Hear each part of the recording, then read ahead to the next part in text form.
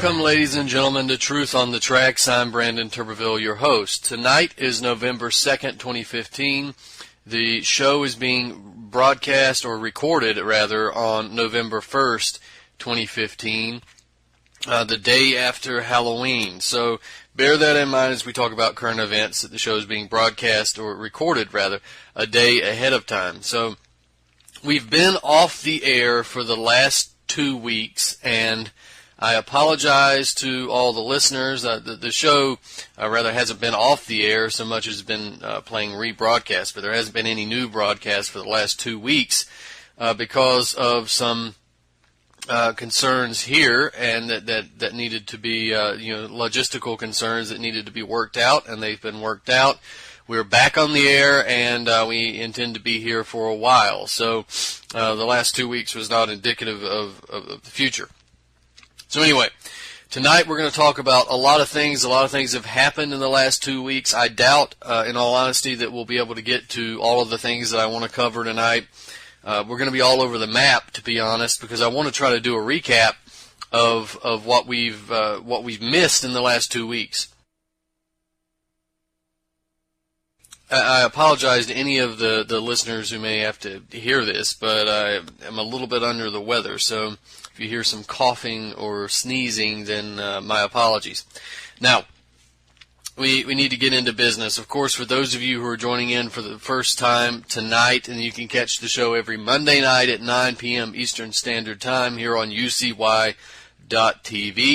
You can access the show's personal webpage at UCY.TV/TT for Truth on the Tracks. And on that page, you'll find the archives, the links to my more recent articles, and a player for the show. You can also keep track of my work at activistpost.com, naturalblaze.com, theantimedia.org, and, of course, BrandonTurbeville.com. If you're interested in my work specifically, then I would encourage you to go to BrandonTurbeville.com, and that is the website where I repost all of the articles, all of the videos, all of the interviews, all of the radio show archives, etc. All of that stuff goes there at BrandonTurbeville.com. We've introduced a lot of new additions to the site and a lot of improvements. We're going to continue to improve the site and add new things. We're also we've got a store going on on the site now, and we've made a major move to get those books on Amazon. For years, the books have sat in the bookpatch.com small operation, but they're about to appear on Amazon.com. So if you're in Europe, then you're going to be able to order these books, and you don't have to pay exorbitant shipping rates like you would have previously. You're also going to get you'll have the ability to buy, I think, in Australia and in other areas of the world as well at relatively low shipping rates compared to what we have today. Also, again, you'll be able to get them at Amazon.com, hopefully for cheaper shipping. So all of that stuff should be available pretty soon. So when we get it available, go to BrandonTurbeville.com and look up the Books tab, and you'll find the links there. Okay, now, the last show we did here on the radio, we were discussing a number of different topics, and I kept saying I wanted to mention the flood here in South Carolina, and it's been now, 3 weeks, 4 weeks even, maybe, since the flood. It's been about 4 weeks since the floods really happened here in South Carolina, and I never mentioned them on the show, so I want to go through a little bit of that as well, and just mention it just to kind of catch up.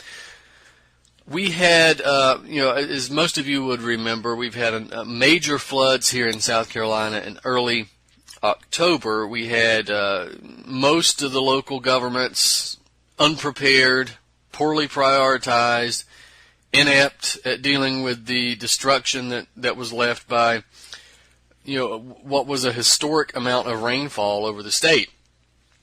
We had major cities that were inundated with so much water that the city centers were completely unnavigable without a boat. We had coastal areas that saw houses collapse. City and rural areas saw roads wash out completely. Dams would burst, washed away. Basically, There were some areas, in fact, where the flooding was so bad that all of the access roads were washed out. So if you were inside certain cities, you were stuck until the road crews could come out and basically build a new road. With all of this happening, we understand that local governments and citizens and emergency management personnel, all of them had their hands full. And, to their credit, I would say that most of them did their jobs well enough with the resources that they had and were given. But as is now typical in the United States, as soon as the floods really peaked, it was a race between the floodwaters and the local governments to see which one could become the greatest threat to the people of South Carolina. The waters were obviously by far the greatest danger to the lives of South Carolinians this time around, but there was another looming threat over the state that has and will have much longer lasting effects than the flood. Water, of course, has no concern for citizens' rights, and it's unfortunate that neither do many of the local South Carolina governments, who immediately began imposing curfews and mandatory evacuations in the midst of crisis. I just want to be clear that the people who decided to go out and joyride in the midst of the flood were taking chances with their lives, and that's obvious that they did that. It's a stupid thing to do, and if there's another flood, I would encourage people not to do it. But local governments imposing curfews is a drastic response to the threat of individual citizens endangering themselves. And an individual has a right to travel regardless of the weather, regardless that the threat is posed to their own lives by traveling, and regardless of the inconvenience of emergency personnel. Local governments in South Carolina seem to think that the right to travel is subject to suspension when it's in conflict with the wishes of the government and the emergency personnel. The argument, of course, is that by traveling, the citizen is endangering the lives of emergency personnel if the person finds himself in a situation where he needs to be rescued. And this argument eliminates the right and the choice, as well as the possible necessity of travel from the citizen. It's based squarely upon the idea that the convenience and responsibilities of emergency personnel outweigh the right of the citizen. The problem is they don't. Emergency personnel are just what the name implies. They are emergency personnel. They're not designed to be fair weather friends. They're designed to be individuals who respond in an emergency situation. It is precisely in situations like this that emergency personnel are needed the most, and this is when they earn their money.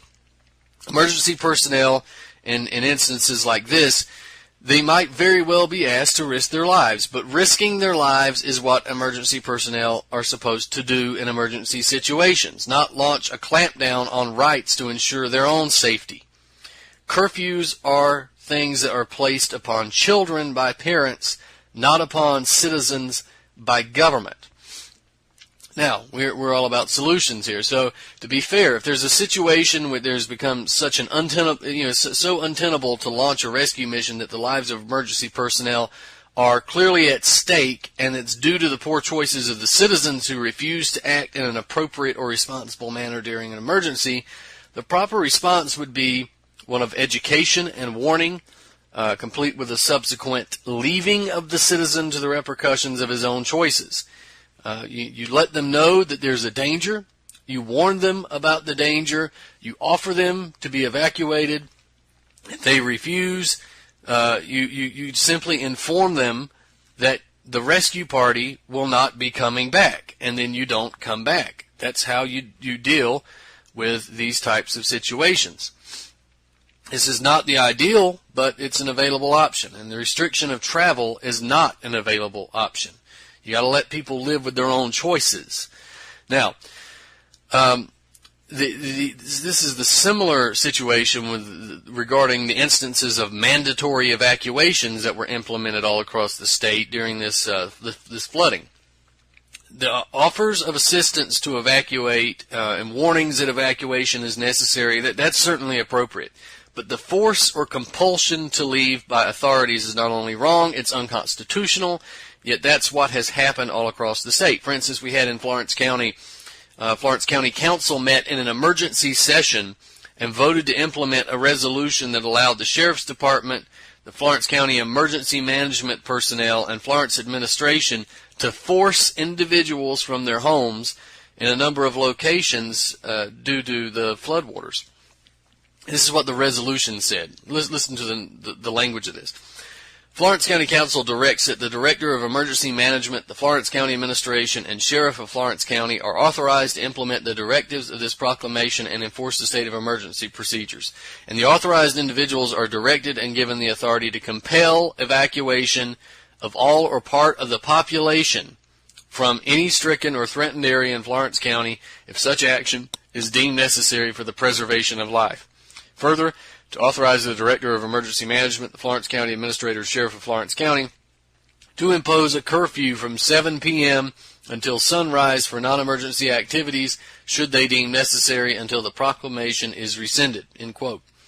So, a reasonable response would have been to declare an evacuation effort. Anybody who wants to leave should be able to leave. Anybody who wants to stay can stay, but the rescue party is not coming back for the ones that stay behind. As I said, anything further than that is a violation of constitutional rights. I also want to point out that the Florence County Council can apparently meet in secret in an emergency session to restrict the rights, the most basic right that you have to be secure in your own home, Fourth Amendment, and to restrict those rights of the people of Florence County. The Florence County Council was wholly incapable of meeting ahead of time when all South Carolinians were aware of the impending danger, to assure the cleaning of storm drains, for instance, the cleaning of roadside gutters. That's a project that's been largely untouched, and undoubtedly it contributed to the massive amounts of water standing in Florence anytime there's a rainstorm.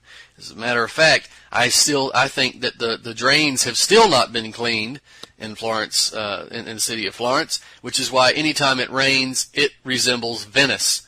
So they can meet in secret to restrict your rights, but they can't do anything productive in public or secret. So perhaps the next time Florence faces an impending disaster, the county council will be so kind as to engage in a rational preparation as opposed to the evisceration of rights. Now, I want to be clear. I don't want to exaggerate the levels to which the police state was implemented. The state, the damage was nowhere near Katrina or New Orleans. The police state was nowhere near Katrina or New Orleans. But we can't simply ignore small violations of rights where they exist, even in an emergency situation. The growing power of the police state under the guise of emergency management is in clear view. Citizens may try to rationalize the violation of rights using all kinds of arguments, expediency, emergency measures, or Stockholm Syndrome. But rights are still being violated nonetheless. If rights are not protected even in the event of an emergency, they will eventually be violated in peacetime. If we allow rights to be violated under the guise of an emergency, we will soon find ourselves living under a perpetual crisis, if we're not already. So that's my take on the police state regarding the flooding situation here. Now, I know this is sort of old news, and we're going to move on, I promise. But I want to mention that I had this article, Sink or Swim, Preparation is Key, Observations from the South Carolina Flood. I know a lot of people here that listen to this show are what would be considered preppers. So I think you might find this interesting. Go check out the article. And please leave comments if you think you can do this better. Basically, I want to give you an idea of what happened, and then we'll talk about some prepping tips for you out there. So, again, nothing like Katrina. This was a historic level of flooding for South Carolina, but this was not, Katrina, the apocalypse by any means. This flooding situation was a pretty important learning experience, though, on just how prepared people are for an emergency and how their neighbors are going to react in a situation.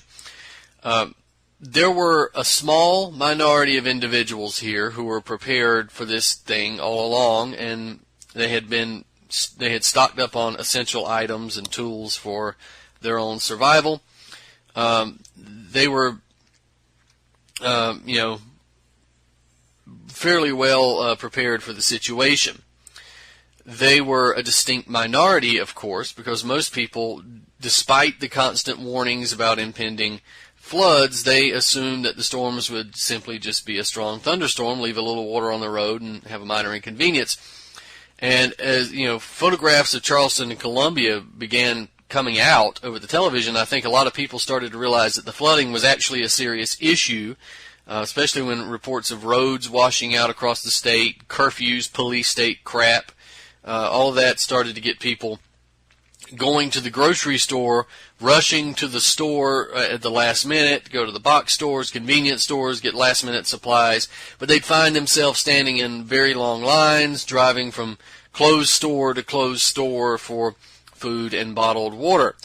And, you know, water was found to be in high demand as reports and rumors really began going even before the flooding was over, that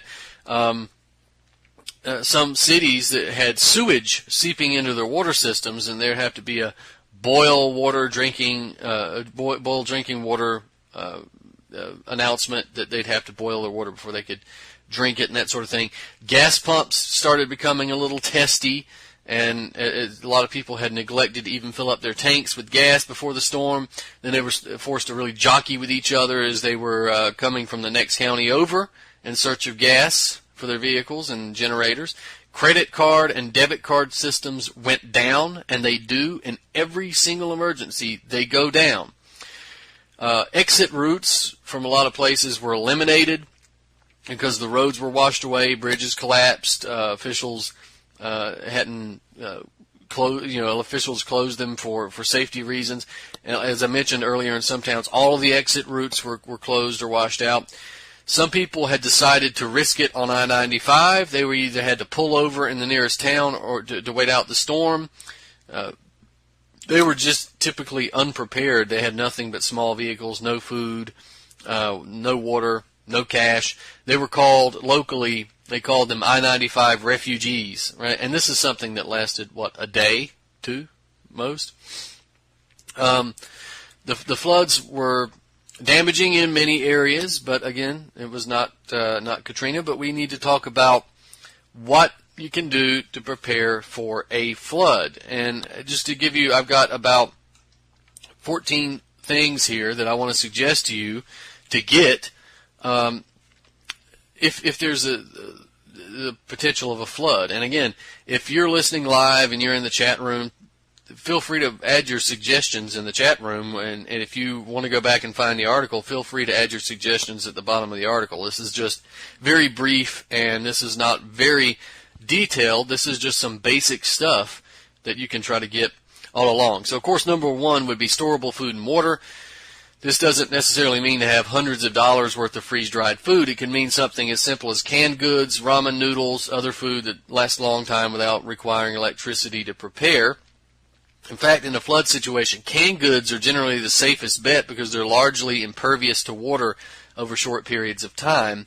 Bottled water or storable water jugs are a necessity. It's the great irony of the flood that being surrounded by water is your most scarce asset. So in addition to having storable drinking water, it's important to have some kind of method of water purification, whether it's a filter or some other device. It'd also be prudent to keep some method of water purification that goes beyond simple filters. Water purification tablets, life straw, that's going to be useful as well. Number two, guns and ammunition. Let's face it, if the crisis continues, you're going to need to defend yourself as others reap the fruit of years of television watching when they should have been making preparations. Three, propane and propane accessories. So a propane cooker for short-term outages can provide an avenue to cook all of the food that may be in danger of going to waste if the power stays out. And having iron cookware that can be used in tandem with a traditional grill or even over an open fire might eventually become useful as well. So if you can find dry ground to build fires, that is. So flashlights. Number four, if you're going to need light inside and outside of the house. Darkness falls quickly, and you need light so you can locate tools, you can find your way around, and even to travel if you need to. Obviously, number five would be batteries, and you need lots of them, not just for flashlights, but Batteries have incredibly short lives when you're using them regularly, so the more you have, the better. Number 6, medicines. If you or a loved one rely on prescription or non-prescription medications, always do your best to save up and keep an extra supply of medication just in case. In a real crisis, medical centers may not be open and family practitioners or pharmacists will be in short supply. So regardless of whether or not someone needs a special medicine, basic medicines and a first aid kit should always be close at hand. I realize it's going to be hard to get those extra medicines simply because the medical dictatorship forces you to go and beg in a servile fashion to the God doctor to give you your prescription, but such as it is. That's the advice. Number 7, fuel.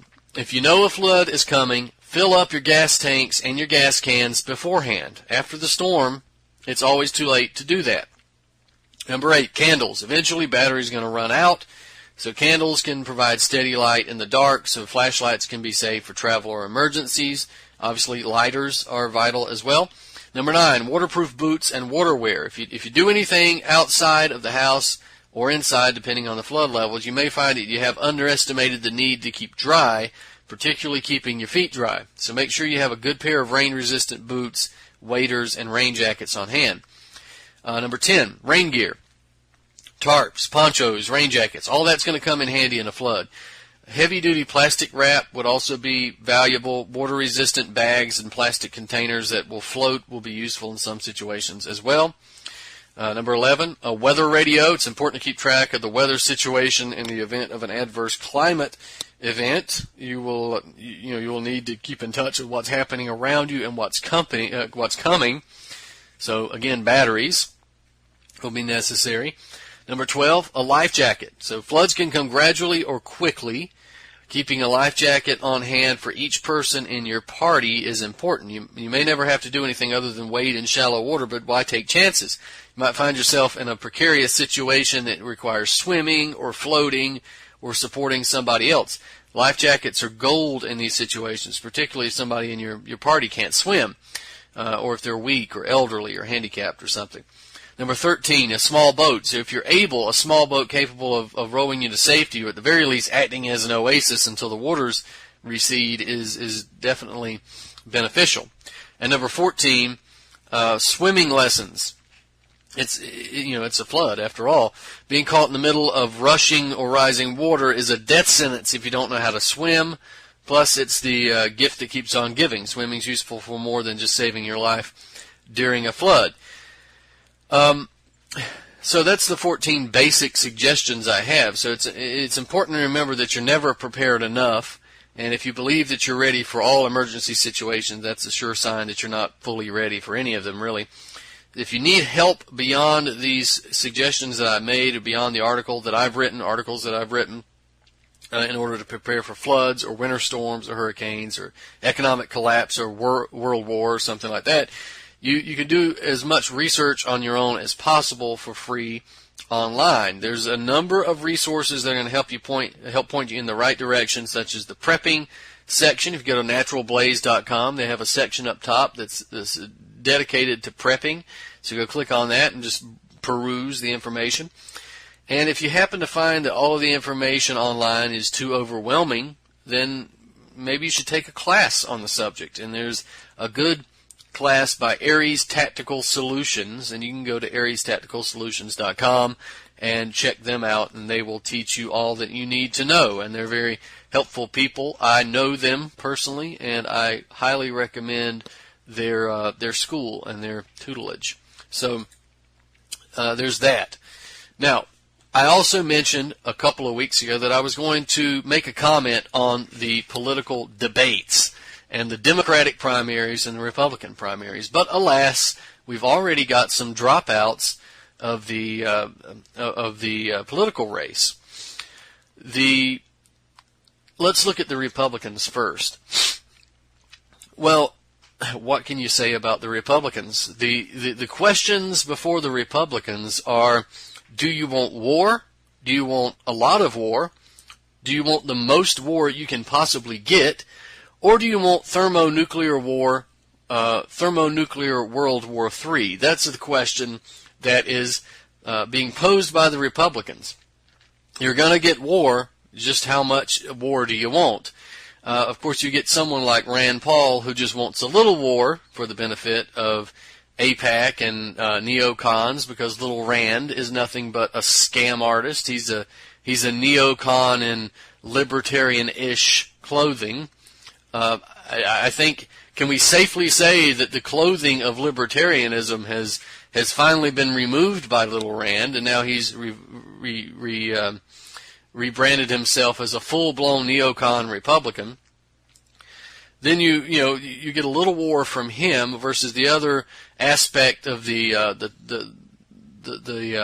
poll here, and you get Carly Fiorina, who essentially argued for World War III when she was asked the question of how to deal with Putin. She basically said, I'll fly planes near the border, I'll put ships near the border, I'll aim missiles at Russia. Basically, I'll do everything in my power to start a thermonuclear World War III. This, of course, was met with applause by Republicans who've never seen a war they didn't like. The only problems Republicans have with war is that it's not big enough. So what else can we say about that? Donald Trump is, Donald Trump has done everything in his power to help Jeb Bush. Attacking Jeb Bush. Jeb Bush, this is a funny situation. The guy is an imbecile, right? Living up to the Bush family name. There's a number of children by Poppy Bush, the pedophile, George W. is one, and then Jeb is another. There's a couple of others, but believe it or not, George W. and Jeb, they're actually the smart brothers. And you would never know. You think someone couldn't be any dumber than George W. Bush. Jeb Bush looks like George W. on his second term. Jeb, he just demonstrates this bewilderment to the nature of the world that is entertaining in a way. The guy is, must have been lacking some nutritional requirement at birth or something. I guess the Bushes have married their cousins one too many times. This is the result. So this is the product of inbreeding. But Jeb tanked in the polls, his imbecility being on show for everyone. Everyone recognized the guy as a moron. But nevertheless, he's got big money behind him. And with Donald Trump constantly attacking Bush, it brings Bush back up into the political forefront, simply because he's being attacked by the Donald. The Donald, of course, is a fascist. Jeb is just an idiot who's going to be a puppet for the neocons. They'll all be a puppet for these individuals, of course. But nevertheless, we have that. Chris Christie is an absolute, outright, 100% fascist thug who has no business being anywhere near a political debate. He should be in jail. But, of course, this big bloated bully is now going to be considered for President of the United States. Who else do we have? Ben Carson. What the hell is wrong with Ben Carson? This guy acts like he can barely formulate a sentence. Hopefully he was better at neurosurgery than he was at political debating. He's anti-gun. He's pro-forced vaccination. He is, what can we say? He's not a moron if he's really a neurosurgeon, but he's politically brain dead. So this guy should not be entertained. What's his claim to fame? His claim to fame is that he went to a dinner and he criticized Obama. Oh my God, he criticized Obama. Well, I guess that makes about 90% of the U.S. population now credible or qualified to be president, doesn't it? He criticized Obama. What did he criticize him for? He criticized him for not being free market enough. And that's not really a criticism. That's telling Obama he hasn't gone far enough down the road of fascism and low wages and that sort of thing. So we're not a fan of that either. Carly Fiorina, again, lunatic who wants World War III. Am I forgetting anybody? Lindsey Graham, need I say more? This guy is the biggest shame to South Carolina. He is a fanatic. He is a warmonger. He is a criminal. He's a crook. He's a liar. He's a sham. We don't want Lindsey Graham anywhere near the White House. Thankfully, he's not very attractive to most people. I think Bobby Jindal in there is running. He should be exactly what he is, non-existent in the polls. I got a comment about Little Rand, though. I got to mention something else about Rand. All we see from Rand is this free market fetishism, libertarian economics, all this crap about the free market, eliminate the minimum wage, cut Social Security, and all that kind of stuff. Of course, he's fine because he's got plenty of money.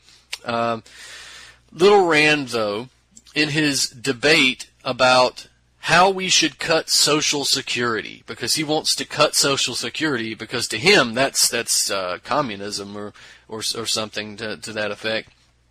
Little Rand says, don't blame me for wanting to cut Social Security.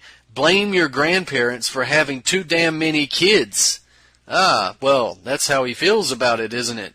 Your grandparents shouldn't have had so many kids, and that's the reason we can't afford Social Security. Also, on ideological grounds, he doesn't think that old people should have the money, the retirement that they paid in to get, because that's to him socialism. Of course, what it is to him is just he doesn't like the idea that big banks and big corporations can't simply wear out a worker until the end of their life and then have to pay nothing back. So my question is the alternative media and how they've reacted to Little Rand's statement. It's non-existent. There's no criticism about Little Rand's statement. The same people. Now, I am not ever under any circumstance going to say anything positive about Hillary Clinton, but imagine had Hitler made the same statement. We got to cut Social Security, but don't blame me. Blame your grandparents for having too many damn kids. Well, if Hitler had said those words, I think we would see the headlines in the alternative media the next day. Eugenicist Hillary Clinton blames having children on blames Social Security crisis on too many damn kids. That would be the headlines. But when Little Rand says it, it's fine, proving that the libertarians, a lot of the ones out there in the alternative media, they don't really care about these statements. They just really care about the ideology, and that ideology, of course, has been pushed by big banks. Imagine if anybody else besides Little Rand had said those words. What would the headlines be? Well, the fact is, it's not the fault of your grandparents for having too damn many kids, Rand. It's the fault of people like you, because our grandparents earned that money. They put that money in. They paid into it. People like you continually tried to cut Social Security, rip it off to pay for other things. And thankfully, in the 1950s, the 1960s, if anybody like Rand Paul, with their economic philosophy, had stood up in front of the country and said we needed to cut Social Security, we need to eliminate the minimum wage, etc., they would have been laughed off the stage as a clown. And they should have been, because that's what they are. So anyway, all of that, not going to vote for any of the Republicans. I think I forgot a few of them, but there's 16. We're not going to go into John Kasich thinks that Ohio is an example of successful leadership. Well, somebody should go to Ohio and take a look around. We also have, of course, we mentioned Chris Christie. Same deal. Go to New Jersey. See how you like that. Pataki. Go to New York. See how you like New York. The other candidates. Let's see if we can pull up a few more of those. Marco Rubio trying to get the Hispanic vote in, and that's I don't know if that's working or not. Probably the most well-spoken of the Republican candidates, but still a warmonger, wanting to start a nuclear war with Russia, and obviously we're not in favor of that at all. Now, let's turn to the Democrats. Jim Webb, Martin O'Malley, Lincoln Chafee. I think Chafee's out now. We also got Hillary Clinton and Bernie Sanders. The other two are completely irrelevant. They don't count. It's just Hillary and Bernie. And what did we see from these candidates? Well, I've been telling you all along that Bernie is a stalking horse for Hillary Clinton. Bernie's not anti-war. Bernie's pro-war. Yeah, he voted against the war in Iraq, but he supports the war in Syria. Bernie's statements about the Middle East. We should have the Saudis take a stronger role in the Middle East. Really? Why? Why would you want the Saudis, of all people, to take a greater role in the Middle East? The Saudi government is disgusting. They are a group of perverts, drunks, gamblers, at best, and that's their better qualities. That's their better qualities. They're funders of terrorism, and that's open. That's not even denied in the halls of the U.S. government, and even in academia. I think they would even have to admit, the quackademics would even have to admit that Saudi Arabia is behind it, much of this funding of terrorism. So Bernie wants the Saudis, one of the world's biggest sources of terrorist funding, to take a greater role in the Middle East. Well, great job, jackass. Way to have a geopolitical outlook there. He also says that the Saudis should get their hands dirty. Get their hands dirty, Bernie. Their hands are dirty. They're dripping with blood of Syrians and Iraqis and Palestinians. They're dripping with blood from people all across the world, and you want them to get their hands dirty? Oh, please. Now, he supports a no-fly zone in Syria. Bernie wants war in Syria. What do you think a no-fly zone would be? This is Libya 2.0. Mr. Anti-War Bernie is not anti-war at all. He wants another war. His economic philosophy, well, it's better in many cases than stupid Rand. But let's face it, this Bernie, he admits that he's a democratic socialist. I think you can forget the democracy part of it, but he definitely is a socialist. And he even admits, right, how's he going to pay for this? Should we want free education? Yeah, sure, I agree. Should we want free universal health care? Absolutely. Should we have infrastructure spending and have a jump-starting an economic recovery with infrastructure spending? Absolutely. I agree with you, Bernie. The problem is, Bernie, how does he want to pay for it? He doesn't say necessarily how he wants to pay for it. Does he want to nationalize the Federal Reserve? No, he says nothing about nationalizing the Federal Reserve. Has he said anything about having the Federal Reserve extend credit stimulus? No, nothing about extending credit stimulus. So, where's his money going to come from? Well, it's about closing loopholes and making sure that the billionaire class and the 1% pay their fair share. Yeah, okay, you can do that, but that's too little. That's too little, Bernie. That's not going to work. It's not even feasible necessarily to fund all that stuff. You got to have a 1% Wall Street sales tax. You got to nationalize the Federal Reserve, and you got to end free trade with a 15% protective tariff. What does Bernie say about a protective tariff? I haven't heard anything about that either. Now, his plan, of course, is going to end up raising taxes on the lower and the middle class, and he's said that before. Yeah, if I become president, your taxes may go up a little bit, but look at all the benefits that you'll get in terms of health care and education and that sort of thing. He said that directly, so you could go check up his quotes. He wants to use Northern Europe as an example of a successful economy. Well, yeah, if you want to use Northern Europe as a success, they pay exorbitant taxes and they get rationed care. They pay almost all of their income to the government, and then the government essentially gives them a little pittance to go out and live on, so to have enjoyment. So, sorry, Bernie, we're not going to endorse you here. But then, of course, we have the wicked witch of the West, Hillary Clinton. If this woman is not a psychopath, I don't know the definition of the term psychopath. She can barely hold in her psychopathy.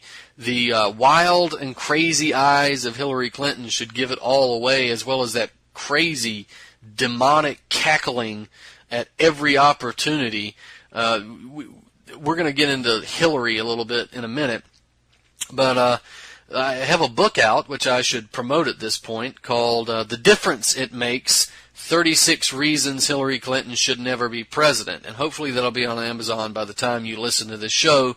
You can also pick it up as a Kindle version or as a free PDF, which you can find on my website, BrandonTurbeville.com. But Hillary Clinton should never be president. This woman is insane. She should be in a criminal insane asylum. She should not be allowed out in the general public. She's a psychopath in every sense of the word. She wants war. She wants austerity. She wants dictatorship. She wants police state. She's the worst of the worst.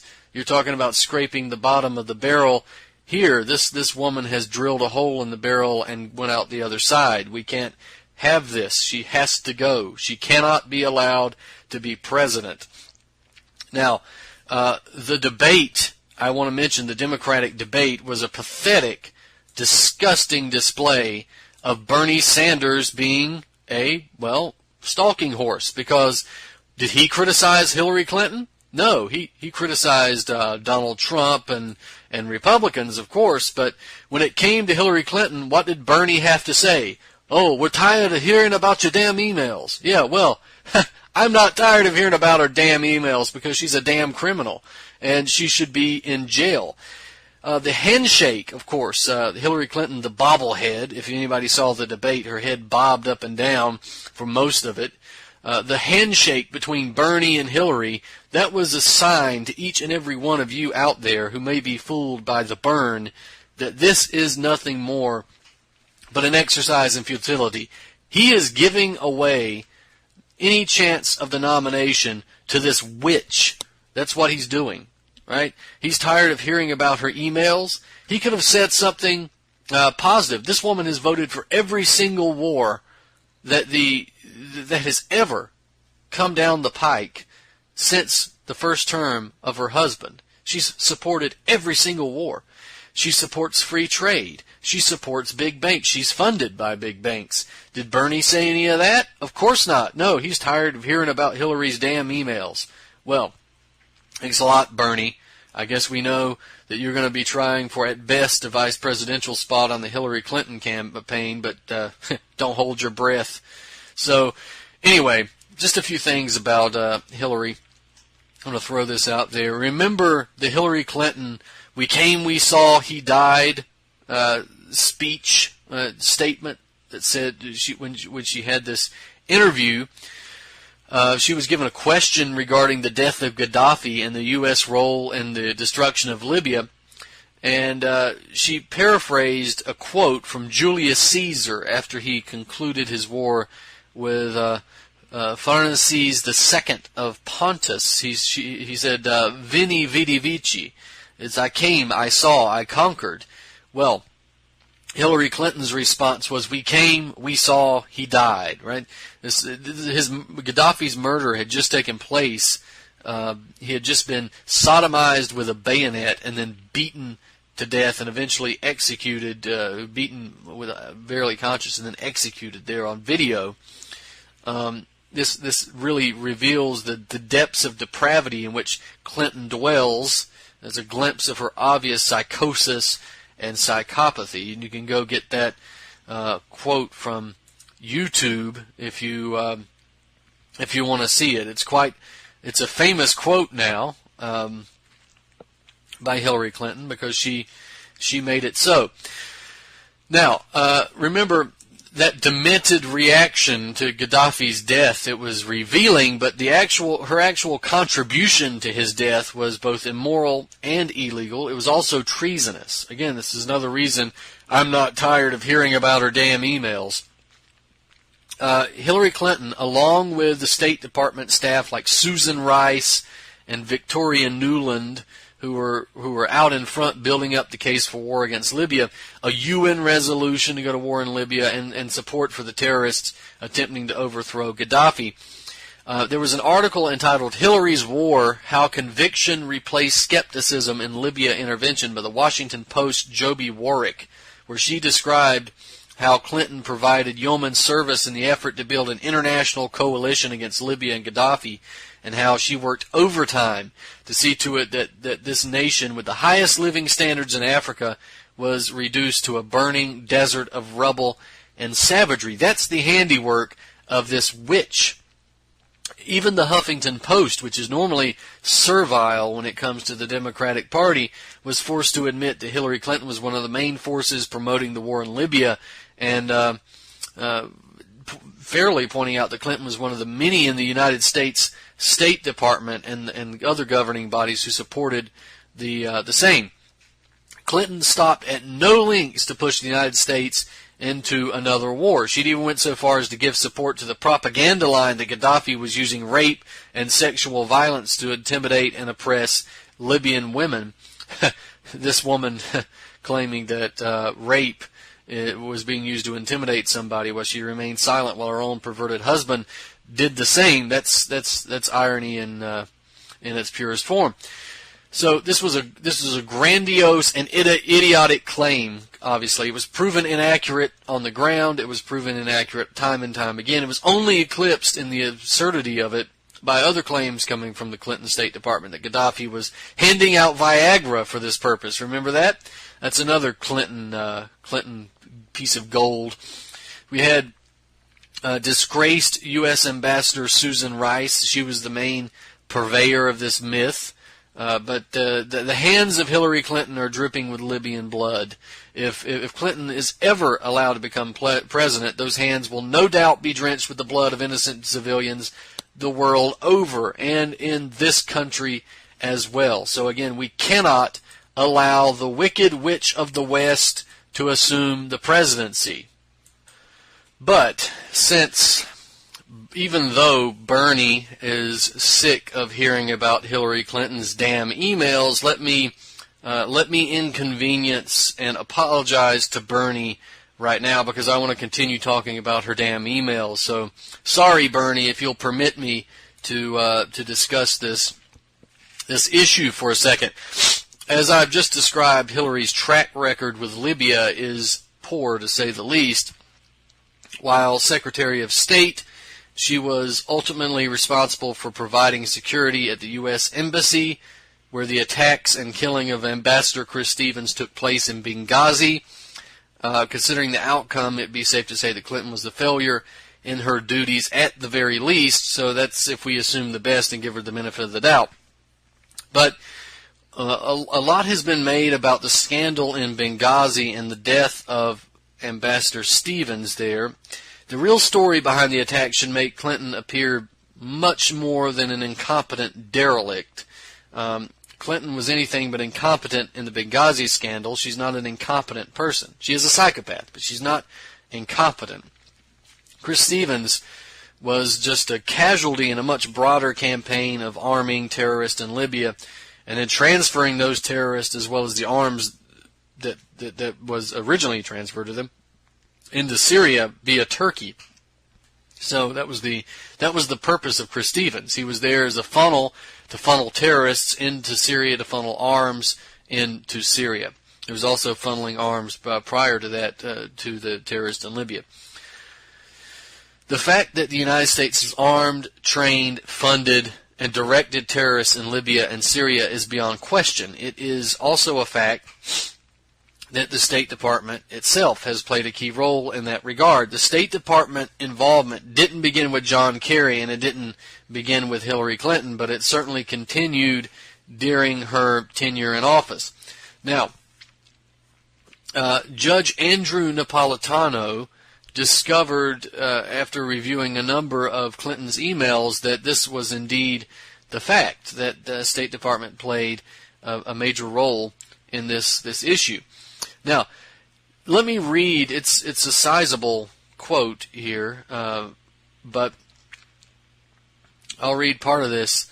Well, you know what? We're running out of time. I'll give you the basics here. Basically, Napolitano said that he looked at Clinton's damn emails and saw that he was persuaded beyond a reasonable doubt and to a moral certainty that Hillary provided material assistance to terrorists, and that she lied to Congress in a venue where law required her to be truthful. So, basically, this is what's happening.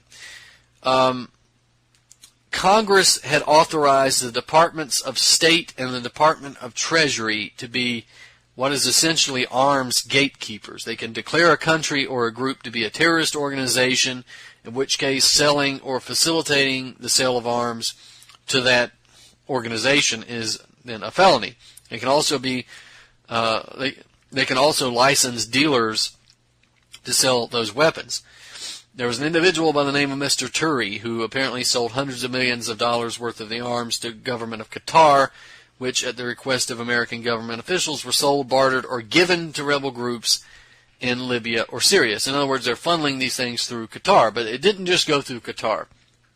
Remember, these weapons went through Saudi Arabia. There were also involvement of other Gulf state feudal monarchies like Kuwait, the United Arab Emirates, and etc. So, not just Qatar. These groups that received the arms on the in Libya and Syria, some of them were on the U.S. terror list, and that's the list that the State Department and Treasury Departments were involved in creating. So the question would be, as Napolitano asked, how could the State and Treasury Department send weapons, funnel weapons, to organizations that were on the very terrorist list that it helped create? So there was no doubt that they knew.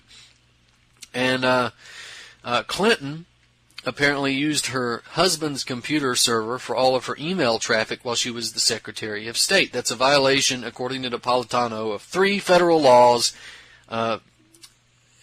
and few people, and what he's saying in the State Department outside her inner circle knew what she was up to. He's saying that's a violation of 3 federal laws. Bernie says he's tired of hearing about it. Bernie says we want laws to be in place for this or for that. We want to counter Wall Street, and we want to do this with the law. But when it comes to Hillary Clinton, I'm just tired of hearing about the damn emails. So that's Bernie. So she apparently obtained permission from Barack Obama and consent from congressional leaders in both houses of Congress and in both parties to arm rebels in Syria and Libya in an effort to overthrow the governments in those countries. The rebels that Clinton armed via the State Department, using the weapons that were lawfully sold to Qatar by Turi and others, and this is again not just Qatar, the weapons that went to other feudal monarchies in the Middle East, the Gulf states. They were terrorist groups. There was no congressional declaration of war, no congressional vote, no congressional knowledge beyond fewer than a dozen members, allegedly, and no federal statute that really specifically authorized this. There was actually, in 2013, at a hearing of the Senate Armed Services Committee, January 23rd, 2013, to be precise, Clinton was asked by Little Rand whether she knew about American arms being shipped to the Middle East or to Turkey or to any other country, and she denied any knowledge of that.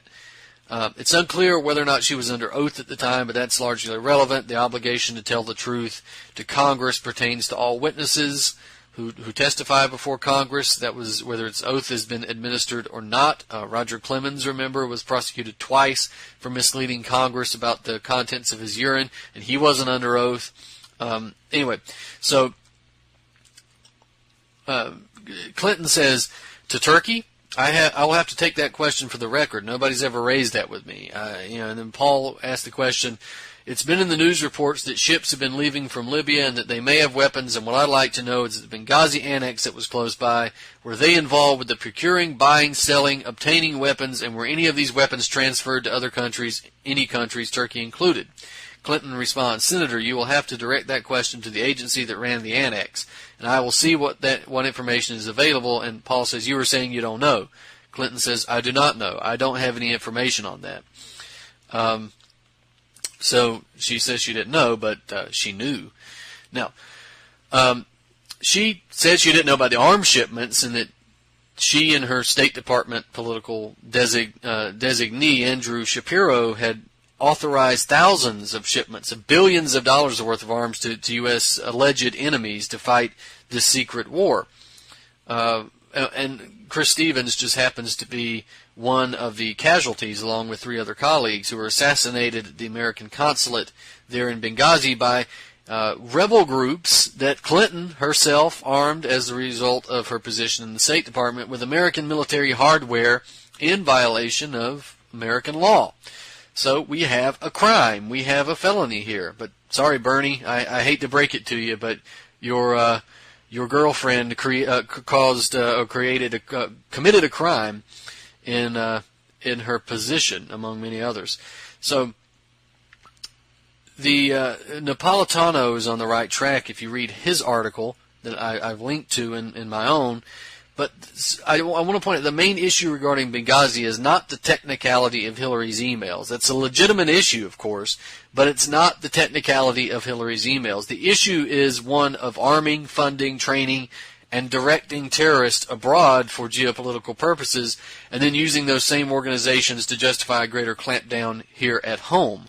That is the issue regarding the damn emails. It is not necessarily even the technicality of the law regarding what exactly happened.